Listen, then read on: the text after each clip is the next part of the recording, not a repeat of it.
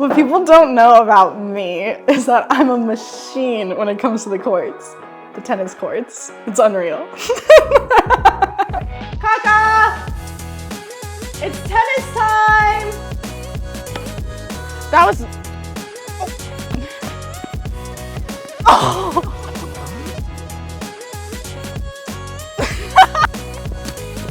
Holy shit! I'm a machine on the courts.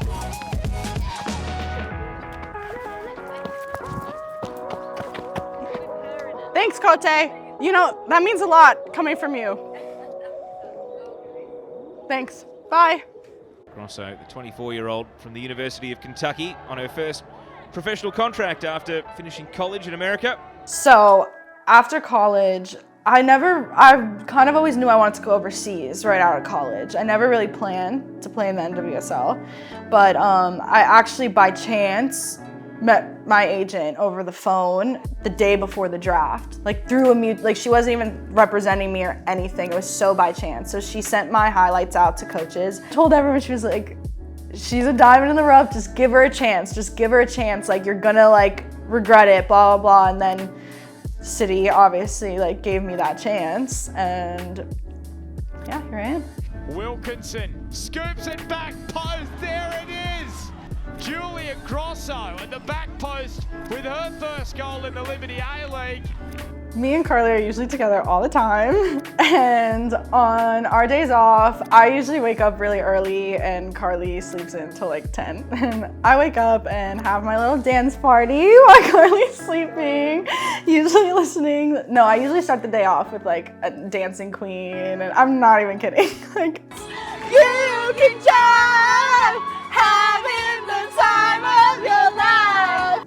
I swear I have a theory, like if you just start your day with Dancing Queen, like you can't have a bad day. You can't be in a bad mood, like you just can't. And then we'll go and get coffee, and I get my matcha because I don't like coffee, it's gross.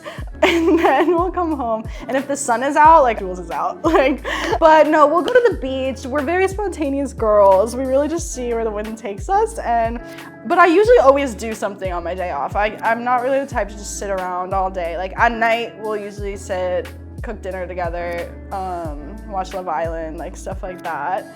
But like I said, if the sun is out, I'm definitely doing something. And yeah, that's usually my days off.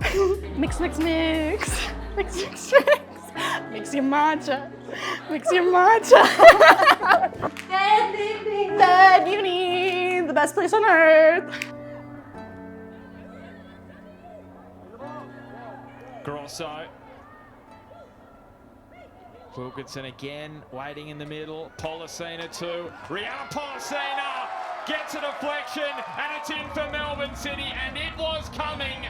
The pressure was piling on the... Yeah, I'd say the hardest thing that I've had to go through in football is something that probably majority of players had to go through, is the mental toughness that it takes to get not even just a high level, just to play in general. So I started playing football when I was 7 years old, and it was the type of thing for me that honestly, like from 7 years old, I just like knew like this is what I'm supposed to do. Like I just felt, it's so like crazy. I just felt this like passion and fire for the sport, and it just never fizzled out. Like I just knew like this is my calling, this is what I'm supposed to do with my life. Like I never really had to sit down and like think, do I want to do this? Like, do I want to play in college? Like it was always like, I'm playing college, don't know where yet, but I'm playing. And then the first time I questioned that was my freshman year of college. I think it was a bit of a transition that I knew it was gonna be hard, but I wasn't expecting like the mental piece of it. Maybe to a certain extent because I've always had hard coaches, and that's probably why I'm so mentally strong now, but I didn't expect what I got. So that's been probably the hardest thing I've had to go through, being told for 4.5 years almost that like you're not good enough or you're never gonna be good enough. And it was probably the biggest heartbreak I've ever had my freshman year. Like I wasn't just thinking about transferring schools, I was like borderline quitting. That stepped in. Maintained and carried up by Grosso. Grosso! Oh! What a goal! It sounds crazy, but one day it was like a literal flip switched in my brain. Like a flip switched one random day. Like I woke up and I was like, no. Like I'm never going to let somebody take my love away from the game. Like one person, two people, like no, this is my life. This is like my passion. And if I ever want to stop playing, it's gonna be because of me and because I'm done. So I kept myself in a really positive space. I had this whiteboard right by my bed and I wrote down all my favorite quotes. So every morning when I woke up at 6 a.m. for lift, or gym, we don't call it lift here, I would read all those quotes and I'd be like, like yes. And I really like bought into it. But I also really focused on like getting fit, eating right, like doing everything that I could to like not give them a reason to take, like I was gonna be like, okay, I'm gonna control everything I can control, and that's all I can do. Every day I was on the field, I gave my all. I didn't play for my coaches to tell me I had a good training. Like it didn't matter. If they yelled at me, it didn't matter. And if they like gave me recognition, it didn't matter. Like I kept it an even board because I can't only block out like the negative and then like all the positive. I was like, okay, it doesn't matter if they say I did good, it doesn't matter if I said bad, I'm gonna give the same effort every single day. And I fell back in love with the game, like harder than I ever did before. And honestly, that's stuck with me till now. Like I still do those same, I really made those lifestyle changes and I've stuck with it. By Roberts, one-time shot into the back of the net.